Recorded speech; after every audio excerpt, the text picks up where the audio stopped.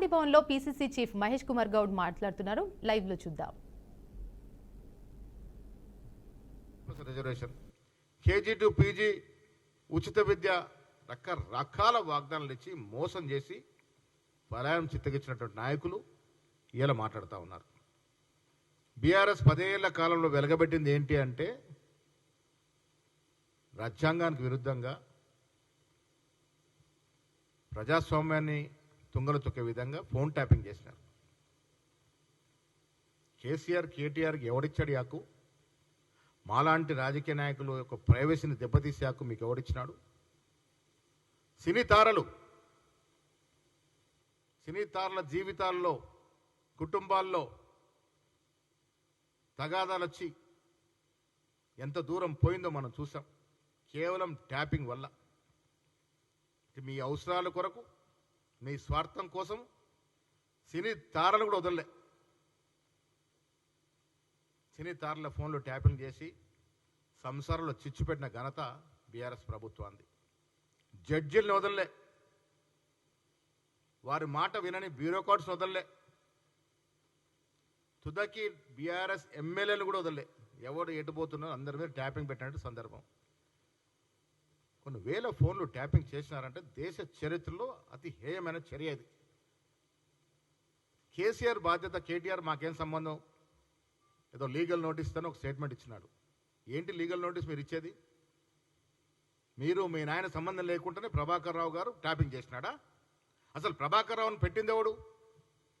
ఒక రిటైర్ అయిన అధికారిని దేశ చరిత్రలో ఎక్కడ లేని విధంగా ఇంటెలిజెన్స్ చీఫ్గా ఎట్లా పెడతారు? మీ అవసరాలు తీసుకోవడానికే కదా.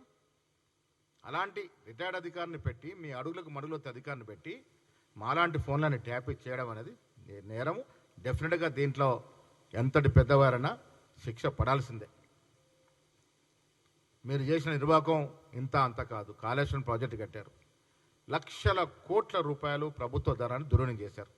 ఇలా మళ్ళీ మేము తుమ్మిడాటి కడితే తప్ప ఆ ప్రాజెక్టు ఆచరణ సాధ్యం కాని ప్రాజెక్టుగా మిగిలిపోయే అవకాశం ఉంది. నాసి రకం కట్టడం వల్ల, కాంట్రాక్టర్ జేబులు నింపడం వల్ల బీటలు వారిపోతూ ఉంది ప్రాజెక్టులు. ఒక్కటంటే ఒక్క ప్రాజెక్టు కూడా కంప్లీట్ చేయలే.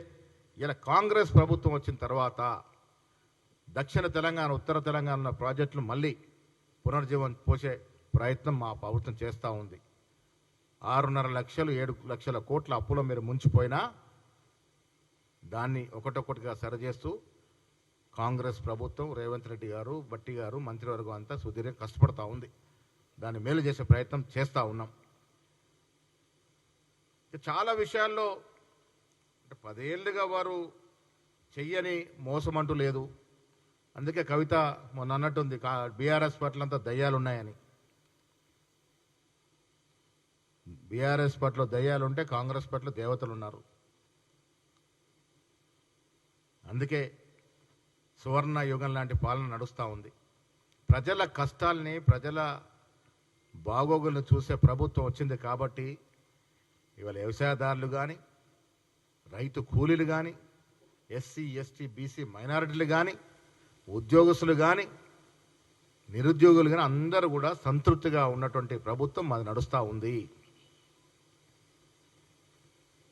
ఇలా రోజు పత్రికలో ఉండాలని ఏదో మాట్లాడుతూ ఉన్నారు. హరీష్ రావు ఏదో మాట్లాడతాడు, కేటీఆర్ ఏదో మాట్లాడతాడు, కవిత ఉనికోసం ఆవిడేదో మాట్లాడుతూ ఉంది. మేము చాలా సందర్భాల్లో చెప్పాము.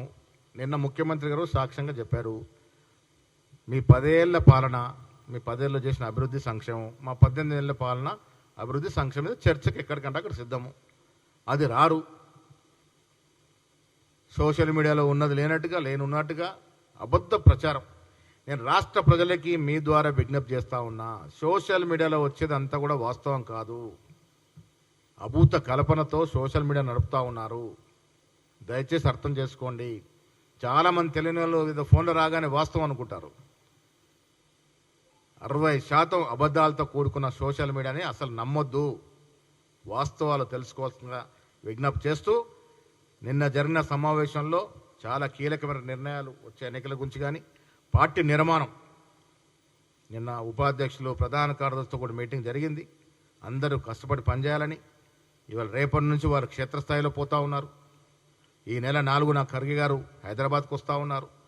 వారితో పిఎస్ సమావేశం ఉంటుంది, ఎగ్జిక్యూటివ్ సమావేశం ఉంటుంది. సాయంత్రం మా గ్రామ కమిటీ అధ్యక్షులు, మండల కమిటీ అధ్యక్షులని వారు ఉద్దేశించి ప్రసంగిస్తారు. ఆ కార్యక్రమం ఉంటుంది. ఆ కార్యక్రమ నిర్వహణ కొరకు మా ఉపాధ్యక్షులు, ప్రధాన కార్యదర్శులు రేపు మార్నింగ్ నుండి వారికి అలాట్ చేసినటువంటి పార్లమెంట్లో, అసెంబ్లీ నియోజకవర్గాల్లో పోయి పనిచేస్తారు. దీనికి తోడు నిన్న ముఖ్యమంత్రి గారు, ఉప ముఖ్యమంత్రి గారు ఈ రాష్ట్రంలో జరుగుతున్న అభివృద్ధి సంక్షేమం గురించి అటు పిఎస్సిలోను మా పార్టీలో అత్యున్నత బాడీ అయినటువంటి పొలిటికల్ అఫైర్స్ కమిటీలో వివరించడం జరిగింది. వైస్ ప్రెసిడెంట్ జనరల్ సెక్రటరీ కూడా వివరించడం జరిగింది. అన్ని కార్యక్రమాలు కూడా సజావుగా జరుగుతూ ఉన్నాయి.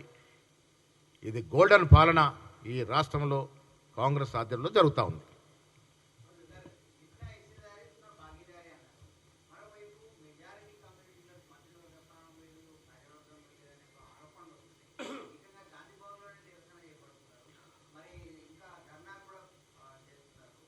ఇప్పుడు గత మంత్రివర్గంతో పోల్చుకుంటే, బీఆర్ఎస్ మంత్రివర్గంతో పోల్చుకుంటే ఒక ఎస్సీ లేకుండా, ఒక మహిళ లేకుండా మంత్రివర్గం నడిచింది. మా దగ్గర 2 మహిళలకు ఇచ్చాం. అందులో గిరిజనమైన ఒక బీసీ మహిళ. ఎస్సీలకి స్పీకర్ పదవితో పాటు 4 క్యాబినెట్లో ఇవ్వడం అంటే ఏ ప్రభుత్వంలో సాధ్యమవుతుంది? ఎస్, బీసీలకు